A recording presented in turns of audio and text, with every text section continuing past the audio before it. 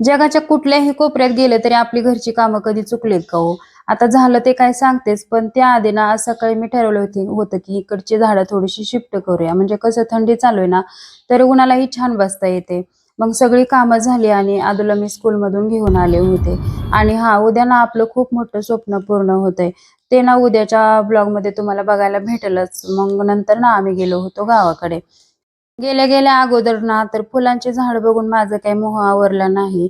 फुलं वगैरे घेतली आणि नंतर ना आम्ही गेलो होतो शेतात. हे शेतातनं ना सगळे मी वांगी, मिरच्या सगळं गोळा करून आणलं होतं.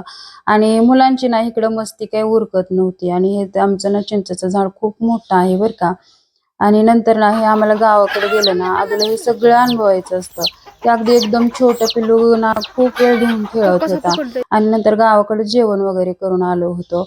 आणि नंतर आल्यानंतर ही माझी जी सगळी कामं राहिली होती ना, ती तशीच होती. ती सगळी कामं करून घेतली.